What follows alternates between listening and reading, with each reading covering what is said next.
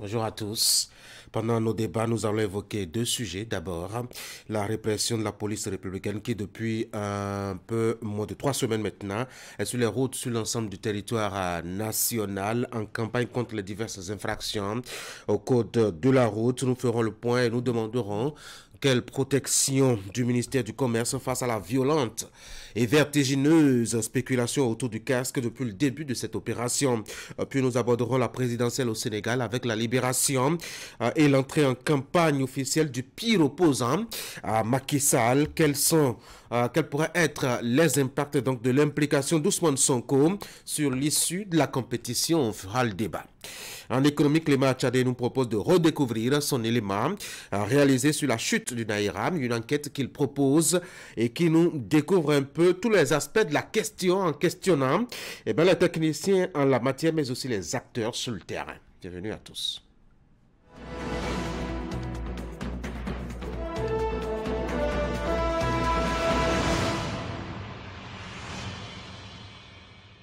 Fraternité pour commencer cette une des journaux ce matin. La retraite non préparée, la grosse galère du troisième âge. C'est un gros dossier réalisé par le quotidien Élection générale de 2026. L'intégralité du code électoral promulgué à découvrir donc dans les colonnes du journal. Je vous aide à découvrir un peu plus en bas les titres, les derniers, les deux notamment.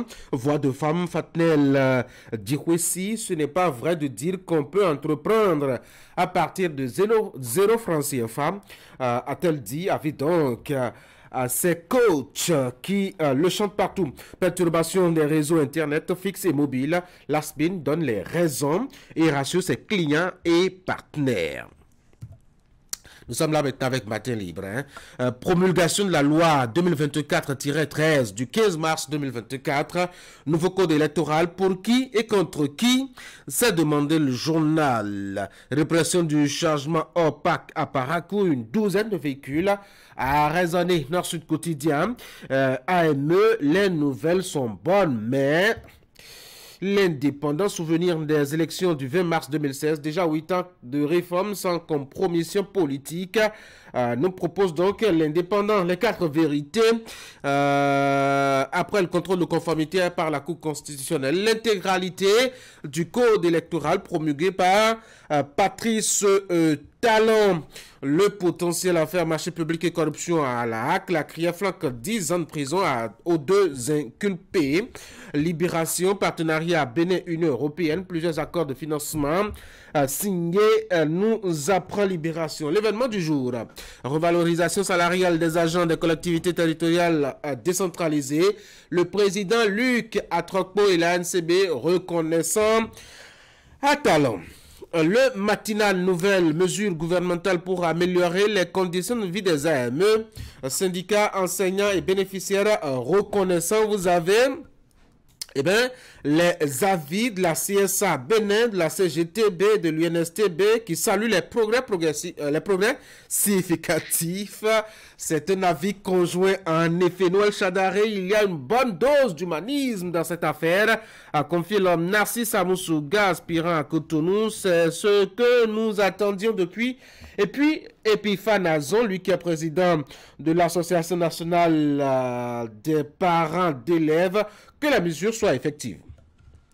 Le Chasseur Info, nouvelle mesure sur les conditions de vie et de travail des AME au Bénin, la CSA Bénin, la CGTB, l'UNSTB, entre avancées et défis. Nouvelle économie, sur endettement, la France recherche 285 milliards d'euros en 2024, à l'équivalence de 186,948 milliards de francs CFA. Et nous voici de retour à la une de Fraternité pour la deuxième lecture. Retraite non préparée, la grosse galère du troisième âge. Élection générale de 2026, l'intégralité du code électoral promulgué. Et puis en bas, 2 autres titres qui pourraient vous intéresser.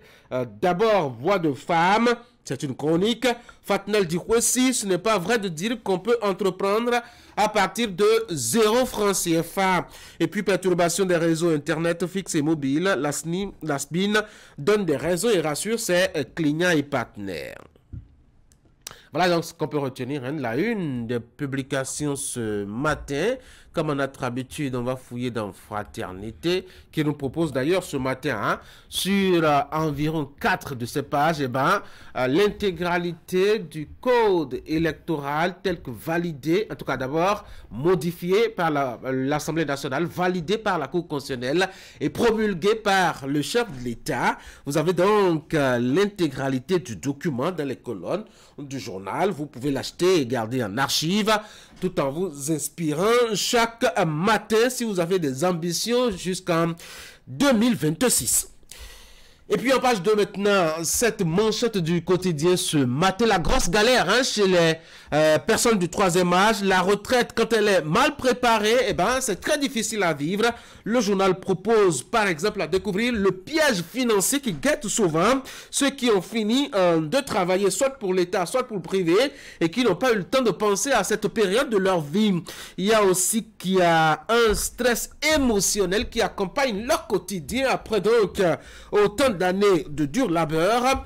Maintenant, comment s'y préparer, comment est-ce qu'on s'en tire? Le journal propose aussi quelques thérapies, notamment comment préparer sa retraite. L'enquête est sur 2 pages, la 2 et la 3. Achetez donc le quotidien et découvrez. Et puisque l'actualité depuis lundi est dans le domaine de l'éducation, sachez que la FESEN-CSTB est en cité ce mercredi, c'est Fraternité qui nous l'apprend. C'est pour protester contre l'état actuel de l'école, mais aussi des enseignants. On a reçu justement le secrétaire administratif de cette organisation par ici hier pour nous dire qu'est-ce qu'il demandait au gouvernement. Et voilà donc ce qu'on peut retenir d'intéressant dans Fraternité ce matin. Il y a bien autre chose que je vous laisse découvrir dans les colonnes du journal. Achetez votre exemplaire de ce mercredi matin ou alors faites un tour sur le site internet et découvrez le contenu du journal. On va passer maintenant au bulletin de l'information avec Teddy Goudalon. Teddy, bonjour. Tanguy, bien bonjour. Bonjour à toutes et à tous. On aura dans le bulletin que vous aurez à nous présenter tout à l'heure. On aura, comme je le disais, les images de la visite du ministre en charge de l'énergie, de l'eau et des mines qui était sur quelques chantiers de réalisation des châteaux d'eau de la commune d'Alada. Plusieurs opérations, plusieurs arrondissements de la commune bénéficient du projet qui va offrir de l'eau potable aux populations. En tout cas, on aura l'avis très satisfait de Sam Seydou à Dambi. Lui, c'est le ministre donc en charge de l'énergie, de l'eau et des mines. Et puis, vous le savez, depuis quelques jours, d'importantes perturbations sur les réseaux Internet fixes et mobiles sont enregistrées sur l'ensemble du territoire national.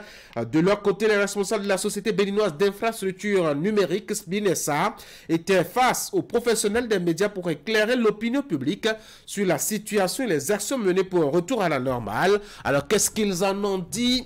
On aura des détails tout à l'heure. Voici le bulletin.